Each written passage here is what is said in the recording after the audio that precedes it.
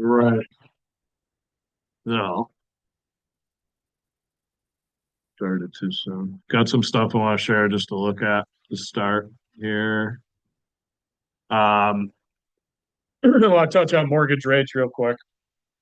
And, um, I think I want to point out that we're probably going to zigzag in between 6% and 6.5% for a while here coming up would be my prediction. I mean, I'd be on one hand, I'd be happy to have to put my foot in my mouth here and be wrong, and meaning that rates, drop sub six and stay in the fives, quicker than next year or the year after. For a reminder, the Mortgage Bankers Association revised their prediction saying that rates would remain above six for the next couple years instead of really dropping below that in 2026.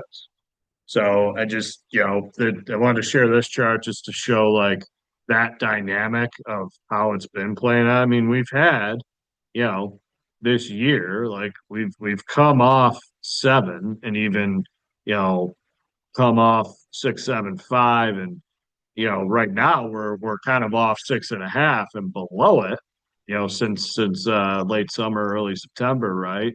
And you just see the fluctuations that have occurred since, but also to look back, like look at how we've fluctuated between 6.5 and seven, all year. I just think this type of zigzagging type of thing is what you're going to see in 2026.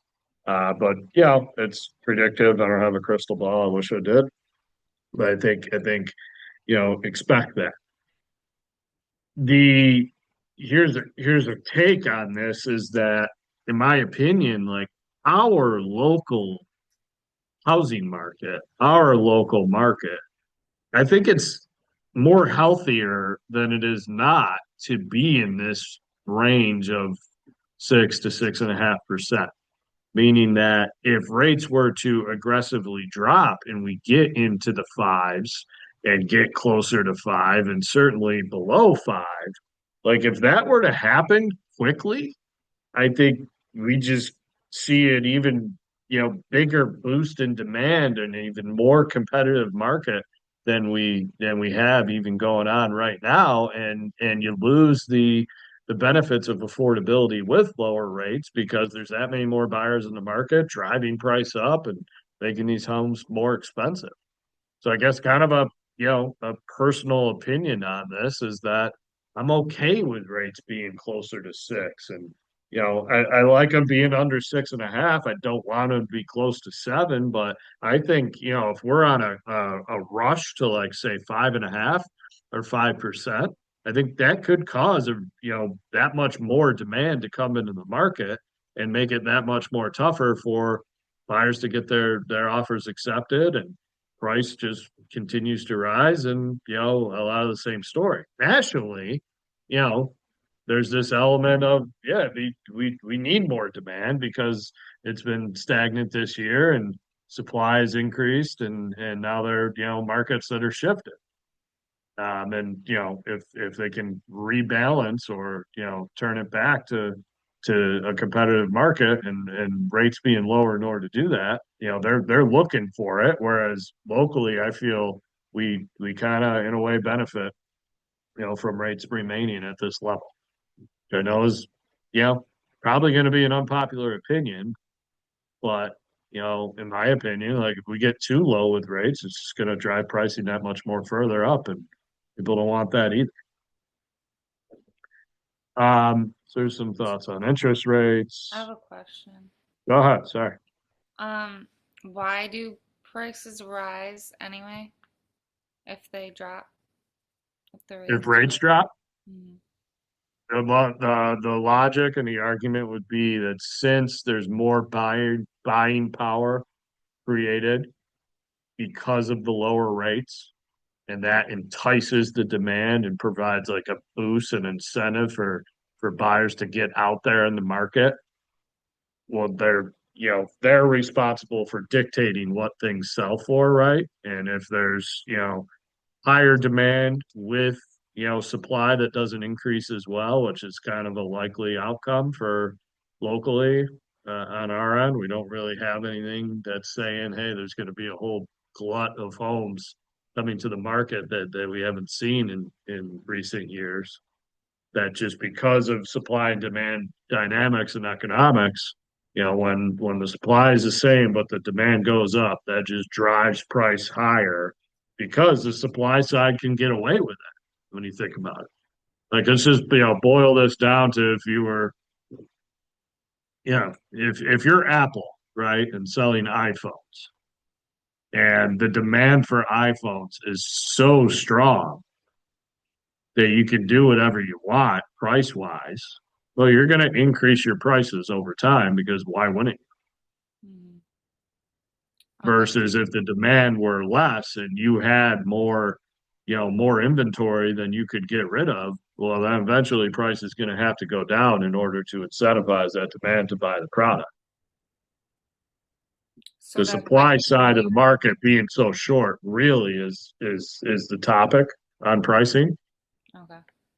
But my logic is that if we provided any more incentive for demand for buyers in the form of lower rates, then like it likely leads to just similar conditions that we've been in, but more so the extreme conditions that we were in previous to the last couple of years, where it was just like it's tough right now, but it was a lot tougher for buyers when there's 30 offers compared to three.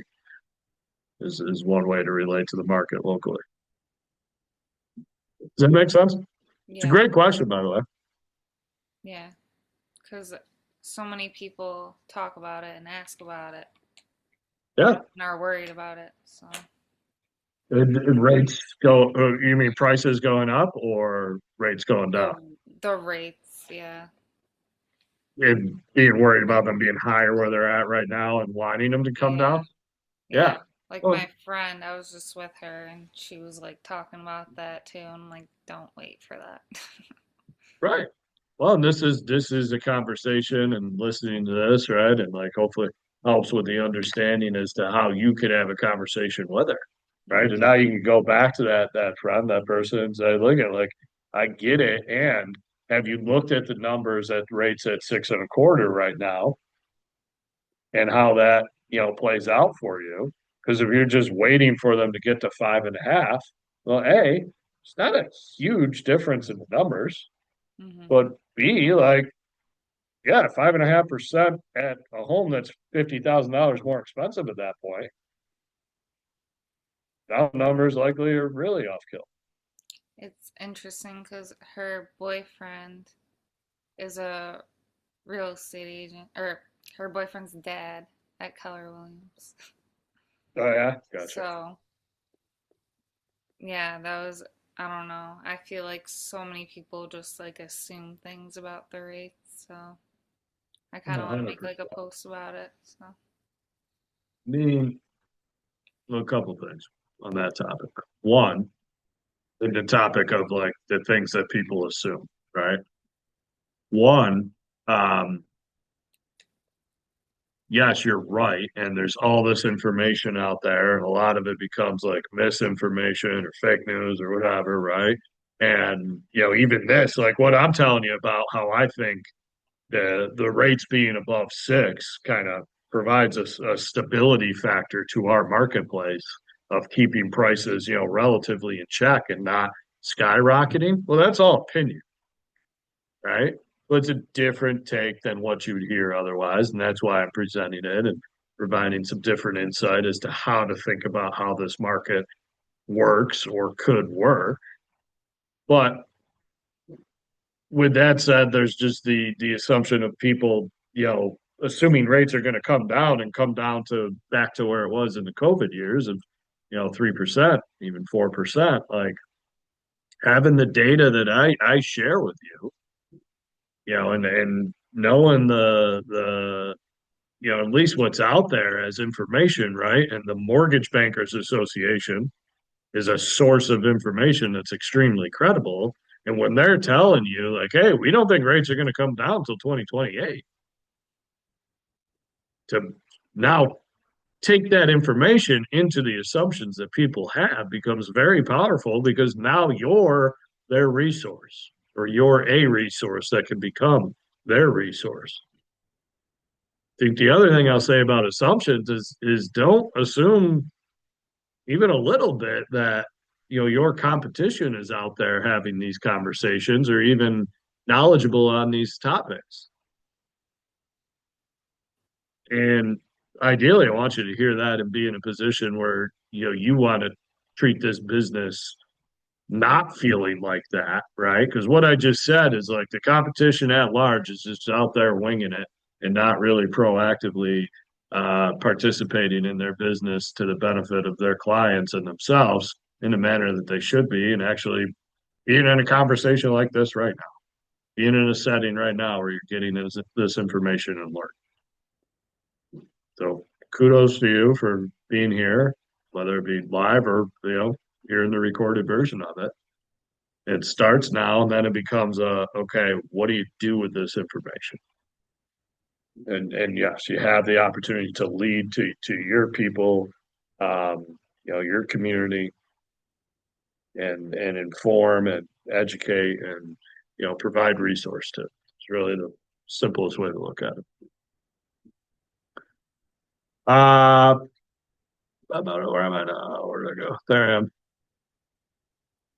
Wanted to show this. This is a national chart, so not local, but what I feel. This shows inventory levels, active listings, and this is specifically showing that since May till October, the increase in inventory growth has slowed down, right? And I feel like I wanted to share this because I think my bet would be that when November data comes out for our local market, that we'll also see glimpses of this where, the growth of inventory that has been increasing this year.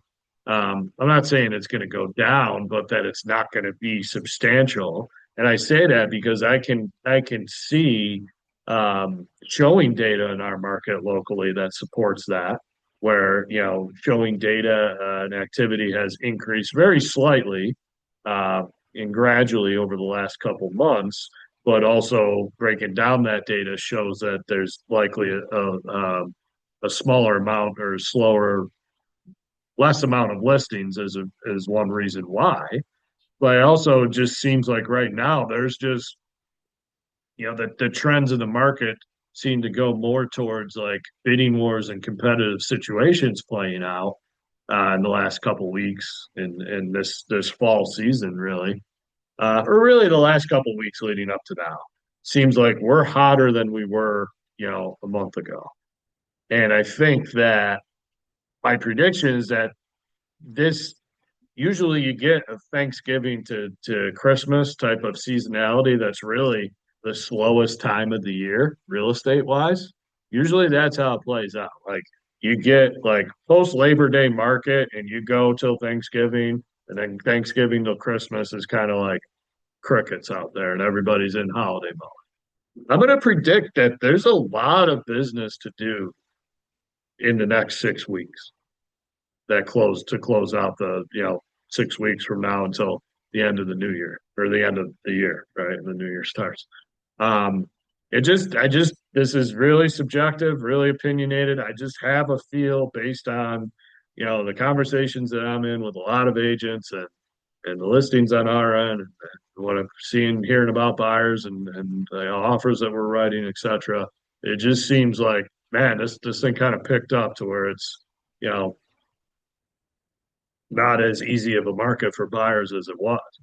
Now, with that said, I think you could still paint a duality type of messaging approach to where for buyers, the messaging is still, hey, this time of year, like you're competing against less than you would be in the spring. Like go up against 3 offers instead of 30 is kind of the concept. And there may be spots where you find totally non-competitive listings. But to take advantage of a less competitive time of year, unless something drastically changes, that'll definitely be the case compared to what I would predict would be a really busy spring market again. And for sellers, like we're still really strong seller market statistics. And we're still experiencing, a lot of competitive situations play out with listings that are priced right and, in a condition and justify that price. So if now is the preferred time to sell, it's nothing to wait for. If you don't want to deal with it over the holidays and you want to relist and list it, right after the new year, you should be fine then too. You've got this kind of like you got to be careful with the seller side of it because the reality is their home very well may sell for more in the spring than it will next week. No way of knowing, right? When it comes down to it, but you know, you do need to be careful with how adamant you are of like, hey, you're missing an opportunity if you don't list now. With buyers like that, you can genuinely say because like you're just going to be facing less competition.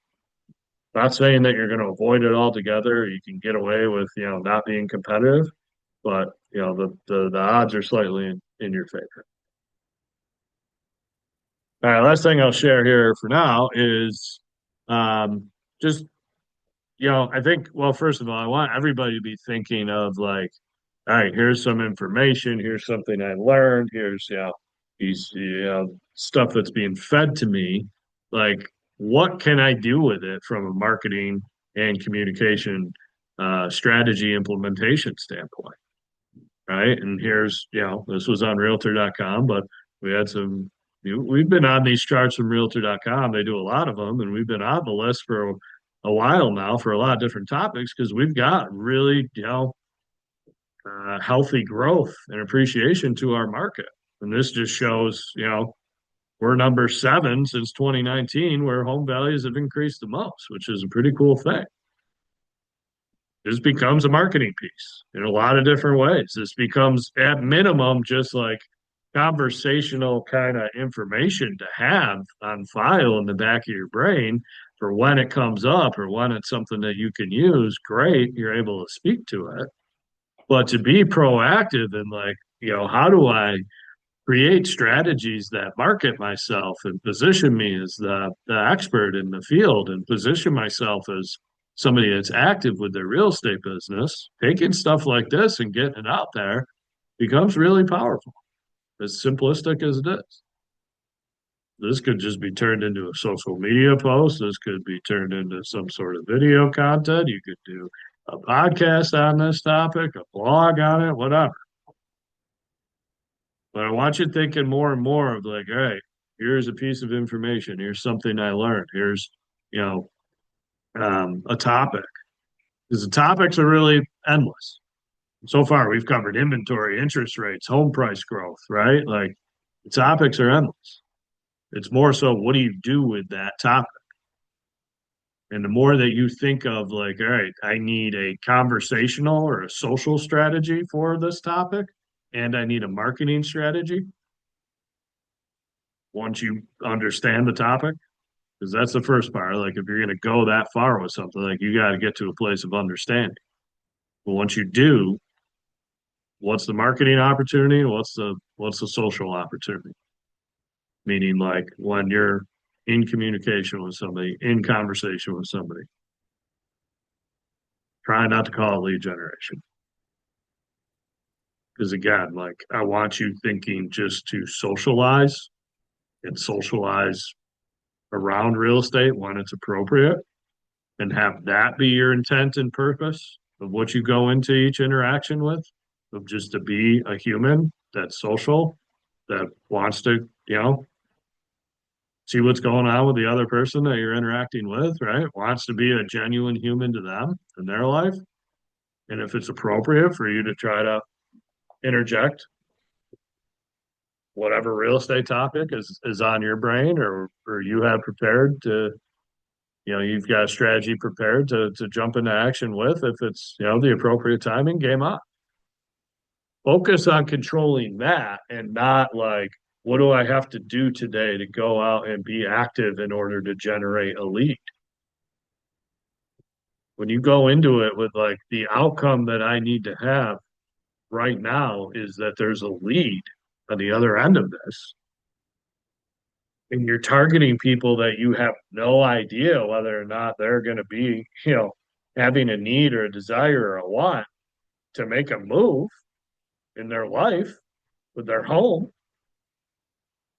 It's really like just false expectations of how this thing goes. Like keep in mind the likely probability is that 5% of the time there's, you know, people that need to have that event happen in their life of moving homes. So why go into, an activity like lead generation when it's, the practical outcome is a 5% success rate versus just going into something socializing where you can have a 95% success rate, if not more, if you do it the right way.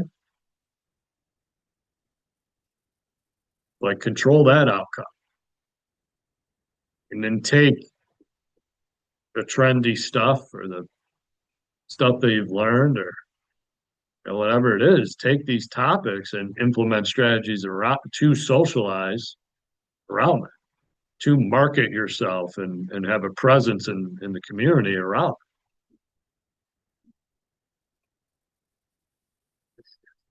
Some food for thought. Now, here's what I'll say. I've mentioned quote unquote your community a few times. And I really want people thinking about that purposely in the sense of like your your job becomes to communicate consistently with people. And the people that you choose to have in your community is who you're communicating to. Okay.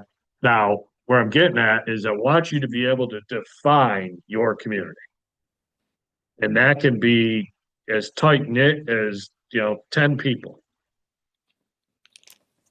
You can think of it as your entire, database that you have of 200 names and contact info. And maybe 200 of the, total people, and maybe there's 100 people that are really in your core that you've met, they know you like each other, you want to be in connection with them. And then there's 100 people that you really don't have that relationship with or one at all. And that leads to defining the core of your community. This can be however big or small you want it to be, both for the core and for your community at large. Meaning, like, you can say that Monroe County, New York State, Rochester, New York is going to be your community and you want to, meet and communicate with and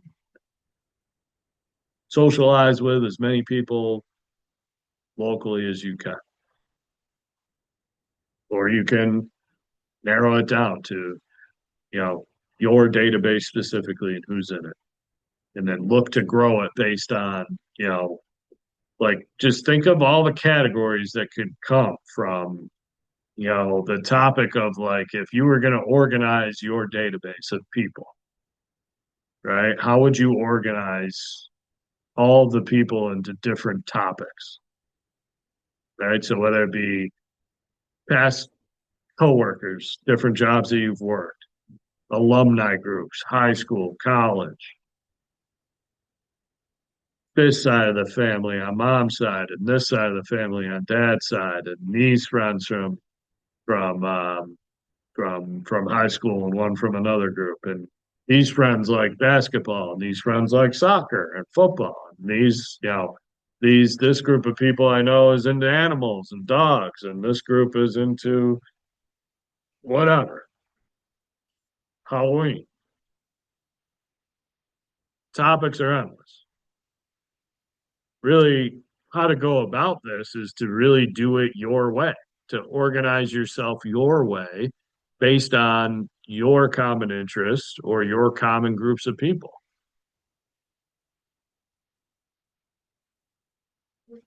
But to think of your style, your method, your way of going about this business, and then bringing in your community organized effectively to those topics that you prefer.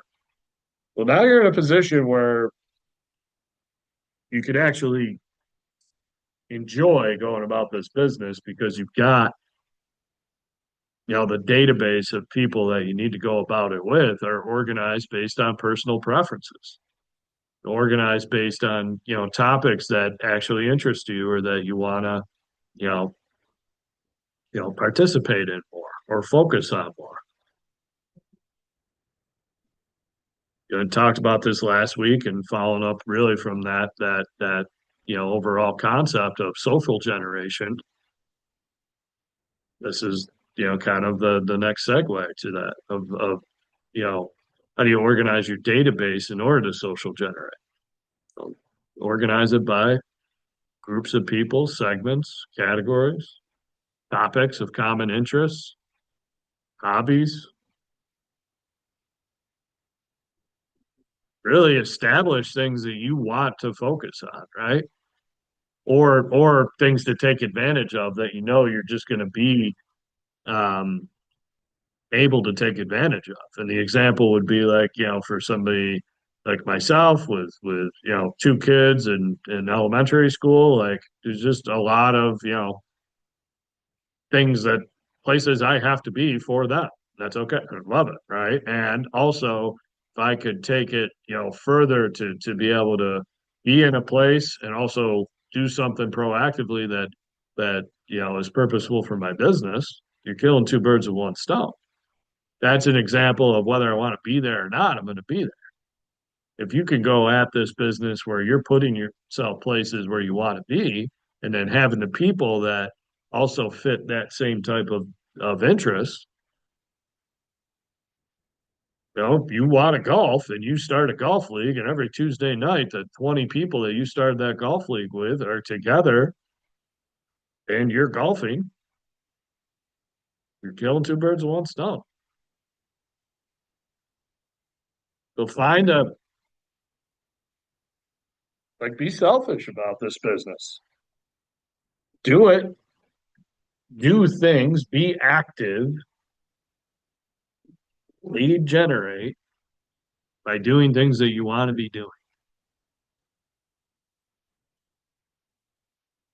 But to effectively capitalize on this concept, you got to have a database organized. So tags in command, right? Different topics. Whatever it is, your way of using the tools that are offered to run the business with too, right? Like a database, for example, like, yeah, we have command, use it. But if you're better off just using a spreadsheet and you organize yourself that way and it works and you're able to be efficient with it, I'm never going to tell you you're doing it wrong. So really finding a your way type of focus to a number of different topics in this business is key. Now, here's the challenge. You got 6 weeks left in the year, including this week. Of those 6 weeks, like, be honest with yourself, and with the holidays being 3 of those weeks, okay? So this week with Thanksgiving, then you have next week starts 3 weeks before Christmas. Then you got 2 weeks with Christmas and New Year's mixed in. There's really 3 full weeks left and 3 weeks with holidays. So the first decision is like, what days are you going to commit to focused work? And you may hear that and say, like, well, just, I don't want to hear it. I'm going to focus on working all 6 of those weeks. And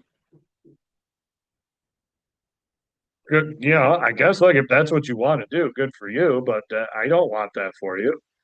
Like this is an important time of year. I want you to, yeah, work hard, play hard. But this is a time of year where you can have a lot of regret at the end of it come January. And regret can either be like, I worked too hard and I skipped out on the holidays with what matters most to my family, my friends, myself, and have regret there, even though your pipeline and your business may be teed up for a great 2026. Or you can have too much fun. And, while you're having that fun, realize like, yeah, I really didn't do what I need to do for my business. I'm really starting off 20 the new year at a disadvantage. I want you to like live on both sides of this and really, seek fulfillment, just as a human this time of year, enjoy time with your family and friends, all that stuff. It's important. But also you have a great opportunity ahead that, if you have people in your pipeline, like there won't be a lull like there usually is for the next month is my prediction. But more importantly, or just as importantly, is how you set yourself up for 2026 by what you do now. And here's what you can do. That core of your community, like your job is to communicate with people directly in order to cement yourself as their real estate resource and in hopes that they use you when they need you. Well, for the purpose of communicating directly, like there really is no easier time of year than now to communicate. Is all you have to do is reach out and say happy holidays. Sure, you got to be careful, different denomination, things of that nature, cultures and all that, but generally speaking, happy holidays is pretty safe these days. Now, also, like human interaction is at a premium at this point. I think default setting for humans is, anytime they're getting an email or a text or even a phone call now is like, was this sent by a robot or was this made by a human? At least for some, is kind of how they're thinking about, you know, how global communication works at this point. So when you're going against the grain and able to just interact as a human with humans, it's that's at a premium now. So take advantage of it and take advantage of the easy time of year to do this where do you have less of a reason to contact somebody in March? 4th of July in the summertime really only is available opportunity to socialize around for a week. You got 6 weeks where quote unquote happy holidays really applies. Felt a little weird if you said it last week, right? But like this week, till after New Year's, right? You can get away with saying happy holidays. It's nowhere near awkward.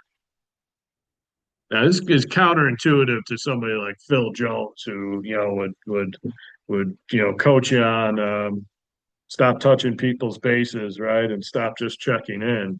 I'm going against that grain to say like I just want you to communicate with everybody in your core in the next 6 weeks without fail, even if it's simply happy holidays, text, whatever.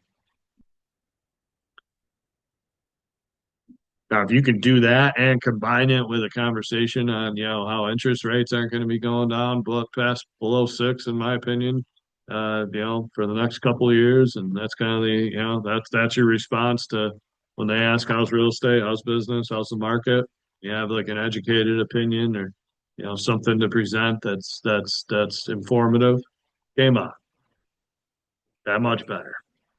It's a requirement to have the confidence or the comfort or the skill set to be able to do that, to just get into communication with your core and wish them happy holidays? No.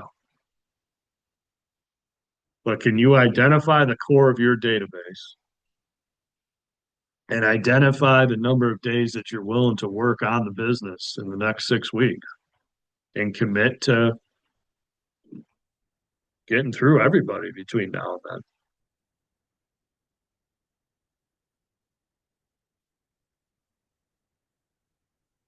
So just say, for example, you had 200 people that are in your core that you want to make sure heard from you before January. And so you got this broken down where you're looking at your schedule. And it's like, practically speaking, like, by the time this goes out, you know, this week will be shot. I don't, if you're not willing to work on Friday after Thanksgiving, good for you. I don't want you to have to feel like it's a requirement this time of year when it's like that's a perfectly acceptable type of example to go spend with your family or do whatever you want to do. And if you're looking at your schedule and you break this down to where it's like, I gotta contact 200 people and I got 12 working days to do it, no pun intended, the 12 days of Christmas.